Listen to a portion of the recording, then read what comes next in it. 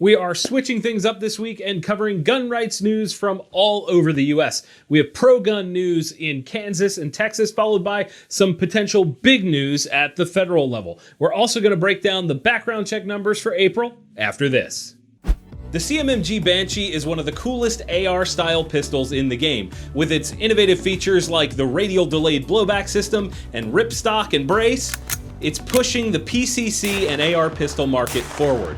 They're available in 12 different calibers like 9mm, 300 Blackout, and even 5.7. And you can get 10 different Cerakote colors, which means your gun is bound to be unique, like our Banshee 300 pistol chambered in 10mm with its bazooka green Cerakote. Thing looks awesome. No matter which way you want to go, the CMMG Banshee has you covered. To learn more, head over to CMMG's YouTube channel and tell them TGC sent you. Welcome back to The Gun Collective. My name is Jon Patton and you are watching The Fight for Gun Rights. This is a show that covers all things pro-gun every single week. Today, we are switching things up, and instead of focusing on one single issue, we're going to hit a bunch of topics, sort of like we do on our other show called TGC News, The Gun Collective News. That is all about guns and gun industry news. Get subscribed and hit the notification bell if you guys want to stay up to date on all of this stuff. Now, with that in mind, let's jump into the gun rights news this week. First up, the Kansas State Legislature is going for maximum override on House Bill 2058. Governor Kelly decided to be a douche canoe and vetoed the bill when it was presented to her. Both the Kansas State House and Senate voted to override that veto, and the bill will move forward to become law on July 1st of this year. The reason this matters is because it lowers the age of legal concealed carry in Kansas to 18, and it also changes things up in Kansas so that concealed carry permits from other states are fully recognized. On top of that, it authorized the Attorney General to issue a CCW permit separate from the main one that would allow folks to carry during a state of emergency. It also creates a process to restore someone's rights after certain convictions are expunged from their records. Sure, this isn't exactly constitutional carry, however, it is a big step forward for Kansas as a whole.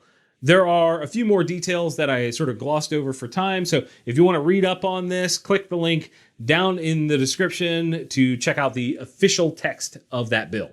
Speaking of constitutional carry, our next issue this week brings us to Texas. House Bill 1927, otherwise known as the Firearm Carry Act of 2021, is nearing the finish line. If you guys have been watching Jared from Guns and Gadgets, he's been tracking this the whole time. It's been really a very important thing for Texas. This is a big deal. Long story short, this bill would allow for constitutional carry in that state.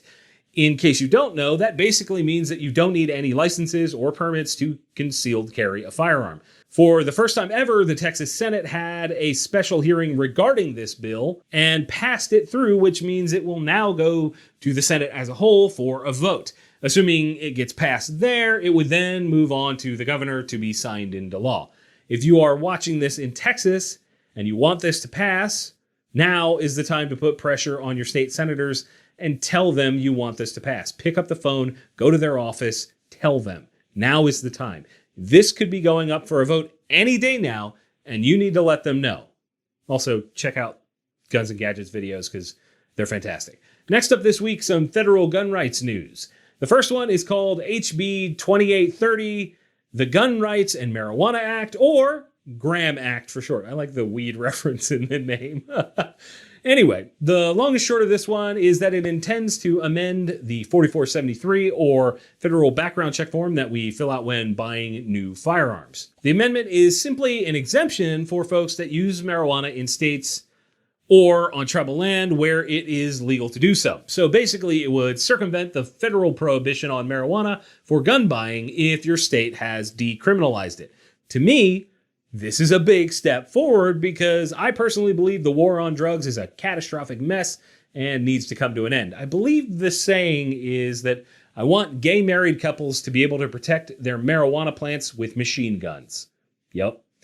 We shall see if this bill moves forward at all. I'm not feeling super confident that it will. I'd be curious to hear from you guys on that one and get your thoughts on how that would work out. Moving on from there, one of the biggest events for the Second Amendment that we've had in a very, very long time. For years, I've been saying that the U.S. Supreme Court as a whole has been scared to take on any Second Amendment cases. They just haven't done it in so long. While certain justices have wanted to do it, they haven't heard any major cases in ages. In fact, I believe the last major 2A cases they heard were in 2008 with DC versus Heller and 2010 in McDonald versus Chicago.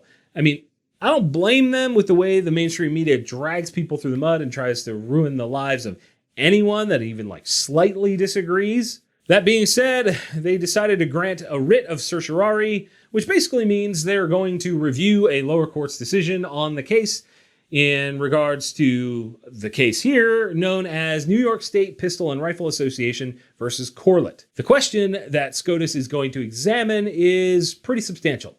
It is whether the state's denial of petitioners' applications for concealed carry licenses for self-defense violated the Second Amendment. It is slightly different than the original question that was presented to them, which was whether the Second Amendment allows the government to prohibit ordinary law-abiding citizens from carrying handguns outside the home for self-defense. That would have been a slightly bigger deal, but we will absolutely take what we can get. As of now, the Heller and McDonald cases are used as precedent in gun-related cases all the time, and this case we're talking about now could end up doing the same thing, could be used all over the place as reference. As of right now, there is a 6-3 split on the Supreme Court bench in favor of what most call conservative values. That being said, the folks that are anti-gun out there are freaking the hell out over this case because of that lean towards conservatism. It's amazing that the court has become so political, but I guess that's the reality of things these days. Either way, I am very excited to see where this goes. It could be a long, long time before we get any real results out of it, but it is definitely big news for now. And rounding us out this week, the FBI National Instant Check System numbers for April are in. For those of you that don't know, this is a monthly report that FBI puts out for firearm background checks. If you've been living under a rock, 2020 set a very big record with the entire year being the highest ever recorded, and it seems 2021 is on pace to do that yet again. Let's recap this year so far. January was 4.3 million background checks. February was 3.4 million. March came in at the highest ever recorded for any month at just under 4.7 million.